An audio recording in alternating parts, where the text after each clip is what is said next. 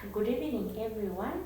My name is Anyambe Maureen, a student midwife at Livingstone School of Nursing and Midwifery 2021 intake.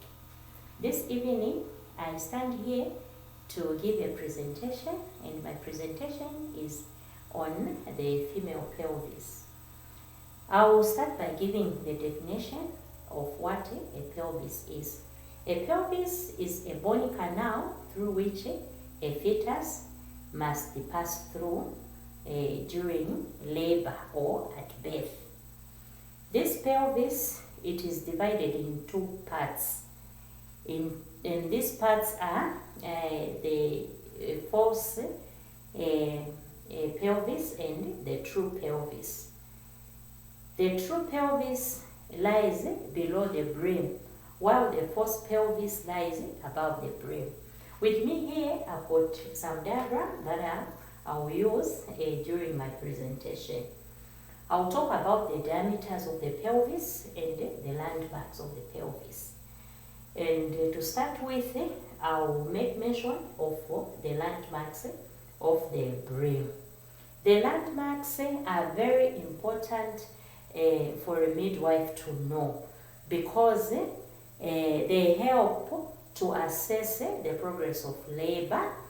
They also help to assess the adequacy of the pelvis, because these landmarks, they are fixed point through which the fetal head comes into contact with the maternal pelvis as they engage through birth. So they are very important for the midwife to know. I'll talk about the same landmarks by mentioning them. All in all, there are 9. We have the sacral promontory, which is just up here. Then we have the sacral ala, and the other name is the sacral wing. Then we have the sacroiliac joint, which is the joint here.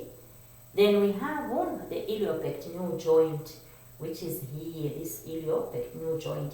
And we have the iliopectineal line, which is here. Then we have the pectineal line, which passes down here. And then we have the superior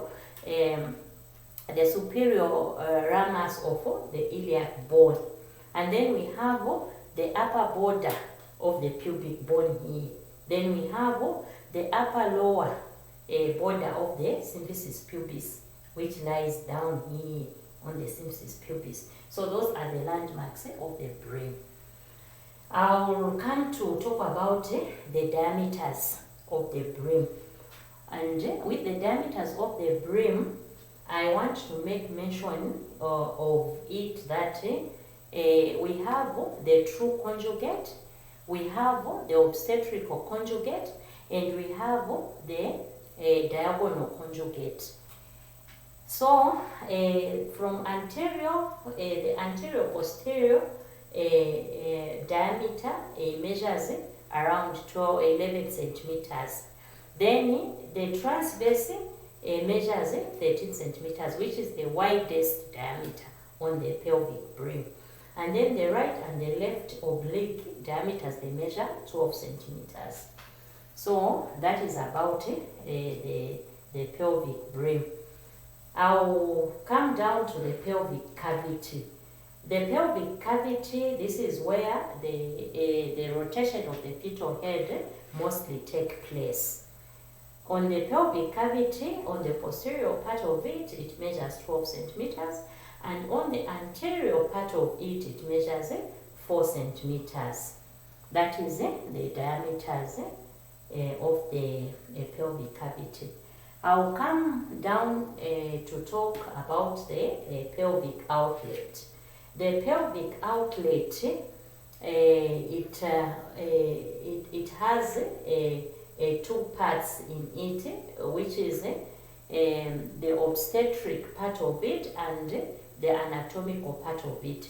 The anatomical part of the outlet holds no significance in childbirth, while the obstetric part of it holds some significance in childbirth, in that it has some features that play a very big role in the in delivery or in the passage of the fetal head. The features that it holds are the symphysis pubis, the two ischial spines, each on one side. So there are two ischial spines, and the sacrococcygeal joint. So this, the sacrococcygeal joint, the two ischial spines, and the symphysis pubis, it holds or it plays a very important role in the outlet obstetric part of it.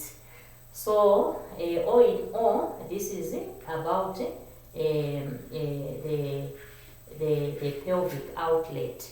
Then the diameters of the pelvic outlet, on the anterior posterior, it measures around 13 centimeters, and on the transverse, it measures around 11 centimeters. So this is about the pelvic outlet. So I've come to the end of my presentation, and this is what I prepared for the presentation. Thank you very much for listening.